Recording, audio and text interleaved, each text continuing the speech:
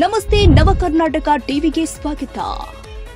Navakarnataka TV ಜನಪರ ನ್ಯಾಯಪರ. ನೀವಿನ್ನ ನಮ್ಮ channel subscribe ಮಾಡಿಲ್ಲ ಅಂದ್ರೆ ಈ ಕೂಡಲೇ ಲೈಕ್ ಮಾಡಿ, ಶೇರ್ ಮಾಡಿ, ಸಬ್ಸ್ಕ್ರೈಬ್ ಮಾಡಿ, ತಪ್ಪದೆ ಬೆಲ್ ಐಕಾನ್ ಕ್ಲಿಕ್ ಮಾಡಿ.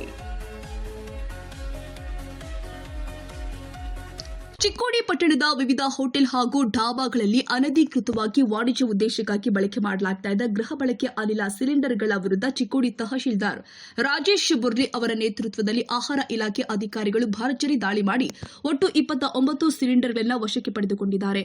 ನಿಯಮಗಳನ್ನು ಉಲ್ಲಂಘಿಸಿ ಸಬ್ಸಿಡಿಯುಕ್ತ ಗೃಹ ಬಳಕೆ ಸಿಲಿಂಡರ್ಗಳನ್ನು ವ್ಯಾಪಾರಿ ಉದ್ದೇಶಗಳಿಗೆ ಬಳಸಲಾಗುತ್ತಿದೆ ಎಂಬ ಖಚಿತ ಮಾಹಿತಿ ಮೇರೆಗೆ ಅಧಿಕಾರಿಗಳು ಈ ಕಾರ್ಯಾಚರಣೆ ಕೈಗೊಂಡಿದ್ದಾರೆ.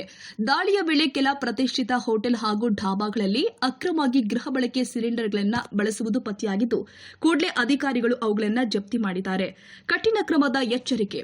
ಸರ್ಕಾರದ ನಿಯಮಾನುಸಾರ ಗೃಹ ಬಳಕೆ ಗ್ಯಾಸ್ ಸಿಲಿಂಡರ್ಗಳನ್ನು ವಾಣಿಜ್ಯ ಉದ್ದೇಶಗಳಿಗೆ ಬಳಸುವುದು ಕಾನೂನು ಬಾಹಿರ ಅಪರಾಧವಾಗಿದೆ.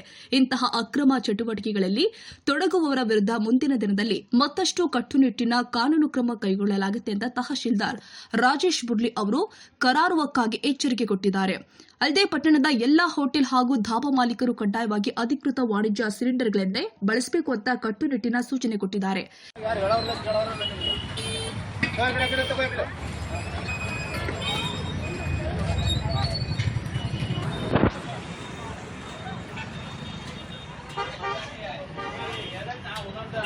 ಐತೆ